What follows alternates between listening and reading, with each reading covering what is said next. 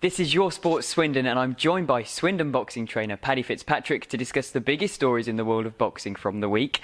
Well, Paddy, thank you for joining me. No problem. And there's not many bigger stories that come this weekend than Anthony Joshua against Charles Martin as they go head-to-head for the World Heavyweight title. Are you going to be watching it? How are you feeling ahead of it? I won't be watching it, no, because my son and a couple of the other boys are boxing tomorrow night. But I'm sure I'll watch it on Sunday or later on Saturday night when I get home. Okay, well, at least you're still going to watch it. We can carry on having this conversation. Oh, yeah, for sure. Yeah, I'll watch it, but not live.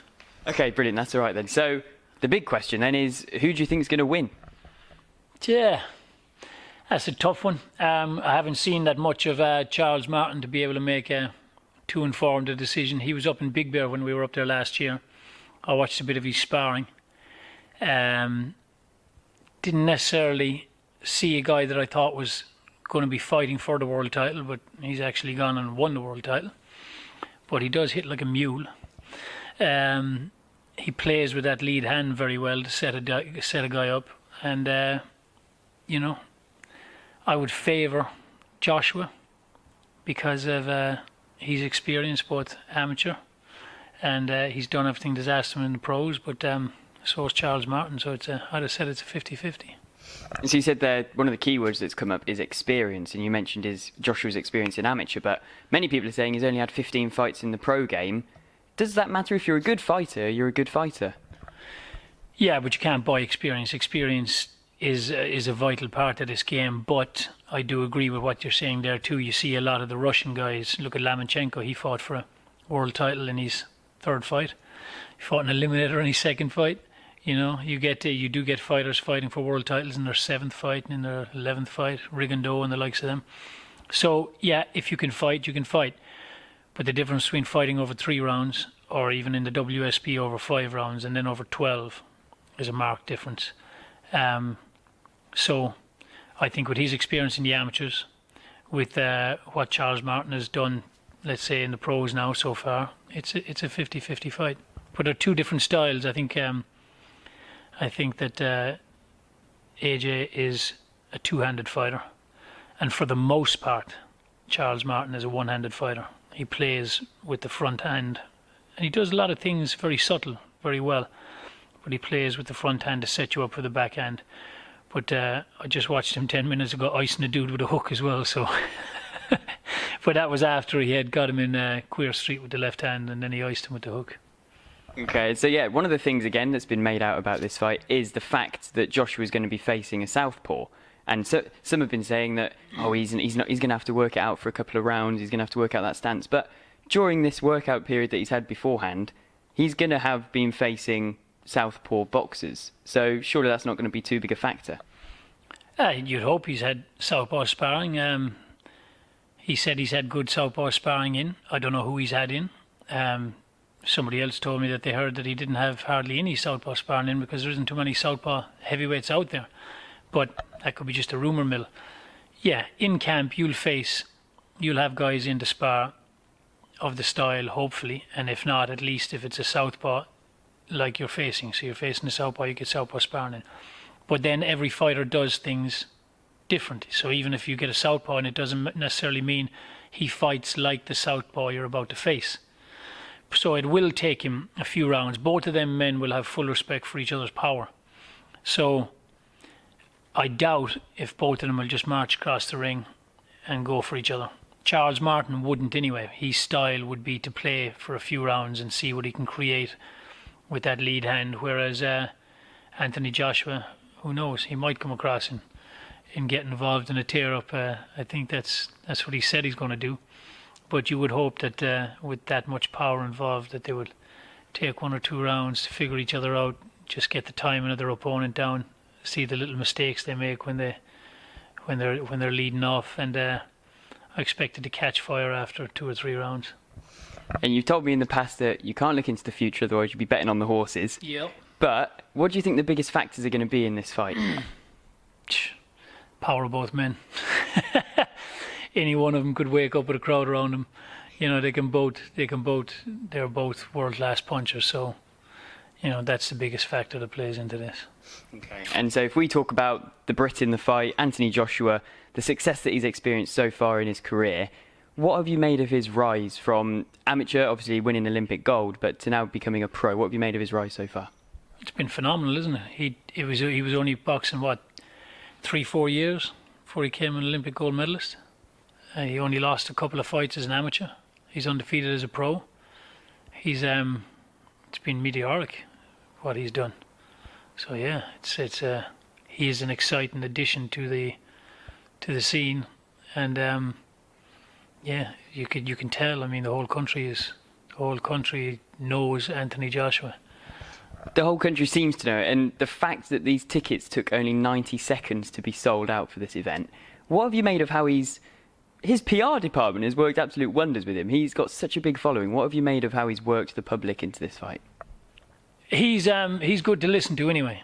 He's not necessarily the brashest of men, but I do find him quite measured when you're listening to him talk. So he's an easy dude to like. He's undefeated and he's a big puncher. So what's not to like if you're a fan of boxing? Plus, Matchroom done an excellent job as well, as they do with all their guys at PR. You know, they are the biggest station out there. They do have most of the eyes and ears watching them, so they do small things like having them doing colour commentating and so on the other shows to build their fighters' names out there and get people behind them. So yeah, he's an easy guy to like. Easy guy to like. And one of the comparisons that's been thrown Joshua's way is that he's a mix of George Foreman and Frank Bruno. Would you agree with that, or have you got any of the boxers that he's reminiscent of for you? Where does the Frank Bruno bit come in?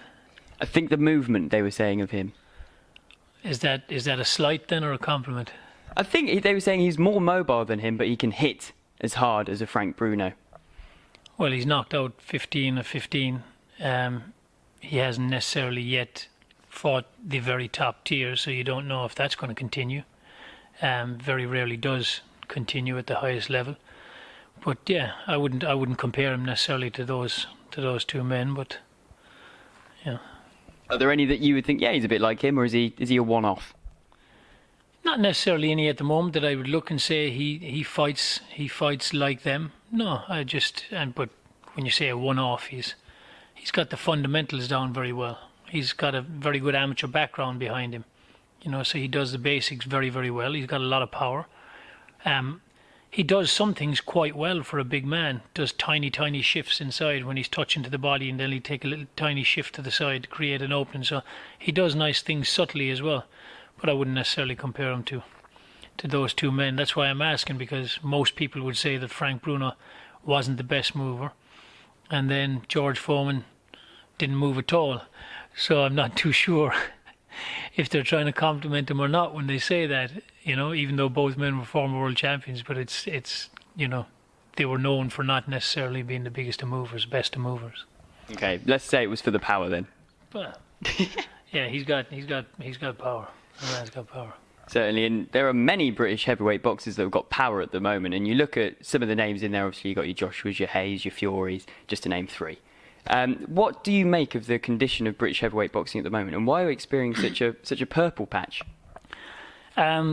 British heavyweight boxing is probably better than heavyweight boxing in any other country right now.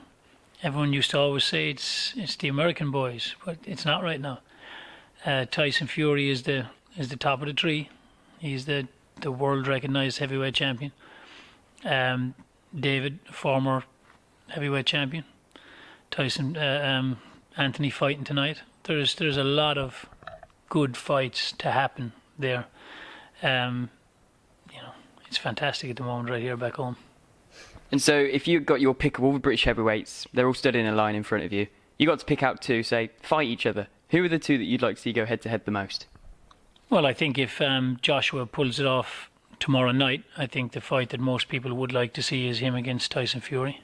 I think that's the one they would like to see. Like I said, at the moment, you'd have to have Tyson Fury as the leader, because he went out there and dominated against a dominant champion in Klitschko, and it's a shame that people said it was Klitschko was having an off night. Tyson Fury gave him an off night, and he is the top honcho right now. But yeah, it would be nice to see him and Anthony Joshua get it on. And it looks like, yeah, if he wins it, it looks like it's an inevitability that it's going to happen. They've been baiting each other a bit in the build-up to this fight. But as an individual boxer, if you were in the heavyweight division as a Brit trying to fight each other and getting to the next level, is it something that's good to have all these other Brits spurring you on to try and get to the top, or are they a bit of a distraction? How do you mean? So you've got your Fury baiting Joshua. Would Joshua, if you're that boxer, would you have preferred just to be able to have a straight run at being the only Brit boxer, or is it good to have these other British boxers baiting you and trying to get to the top as well? Oh no, it's always good to have domestic rivalries. Always good, because you got to fight somebody. So you might as well fight somebody that gets the whole of the country behind you and creates a lot of money and a lot of interest and everything else behind it. Because, like you say, you got to fight somebody. So what if there's no one back here? What do? Do you bring somebody over that nobody really cares about, or do you have to leave home to make the defences so that we can't see it really back here?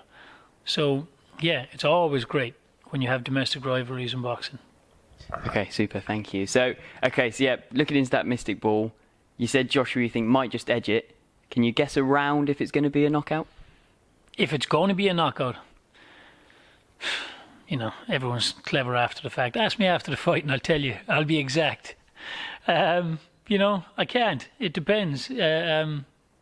Charles Martin does play with that lead hand. I wouldn't like to see somebody try and rush past it. But I do think it'll come to life after 2 or 3 rounds. And then it'll probably be finished within 5. You know, but that could be either man. Super. Okay, well, Paddy, thanks for your time. All right, brother. See you next week. Peace. Cheers.